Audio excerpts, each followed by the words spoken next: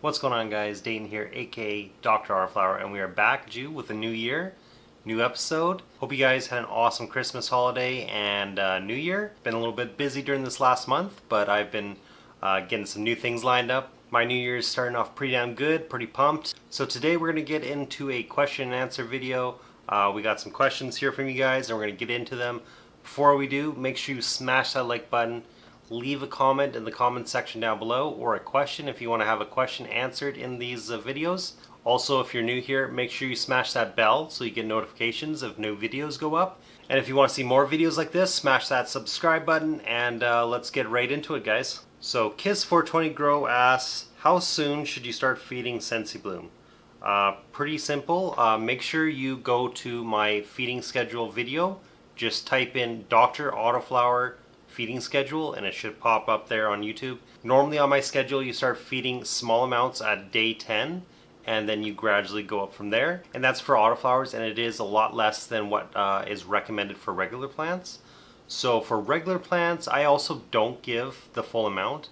For regular plants I give 2/3 of what is asked, or sometimes half of what is asked, and you can find that on Advanced Nutrients Feeding Chart online. You can calculate exactly how much you need. I just do the calculations and do 2/3. It seems to be more than enough if you're feeding the way I do, where you feed every single watering. So on to the next question. Nada L French asks, it would be awesome if you could give a post on spectrum guide for grow lights. So he's talking about grow lights with separate dials where you can choose the spectrum, and it is definitely handy and beneficial to have control of the spectrum to give the plants exactly what they need at that time of their growth period. So there is differences in their growth periods where they want different kinds of light. In the veg stage they're going to want more blue than they do red. It just helps growth. So I usually crank the blue up, sometimes 100%. So if you want to keep things really simple, if you want to give your plant, let's say 80% blue, I would give half that of red during the veg. And then for flower you would swap that over and do double red and half blue. That's pretty much as simple as I can put it. You could gradually go up and change it every single day if you wanted to. It kind of depends on the grower, how much they want to get into it and change minute little details on their spectrum every day.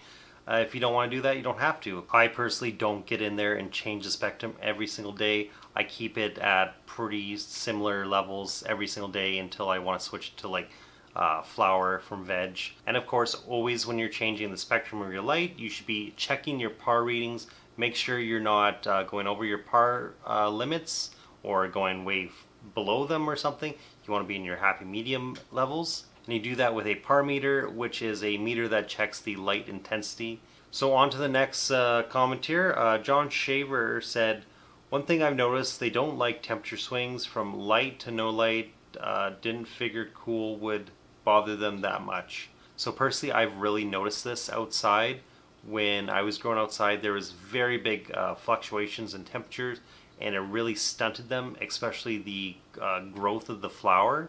It just really slowed it down, and that is one thing to be aware of, especially if you're growing in a area where it can drop really low, like if you're growing in a garage where it could be really cold out during wintertime.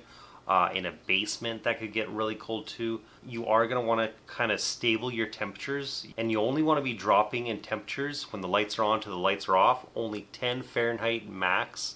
You don't want to be going past that. When you start going past that, you start stressing them and getting into the issues of, they're not producing as good as they should be. So like when I'm growing and it's really cold, it's wintertime outside, and my lights go off, sometimes it can really drop in temperature, especially if I don't have a heater on when I have the lights off. So I usually have the heater on.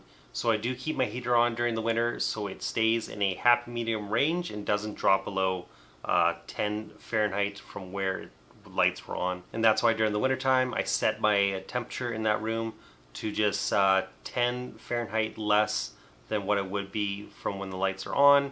And so when the lights are on and it drops, then the heater will kick on and make sure it doesn't go below. Autoflowering asks, I just started growing again after hiatus and have 12 plants. However, I'm thinking about the next grow. What autos do you recommend to grow?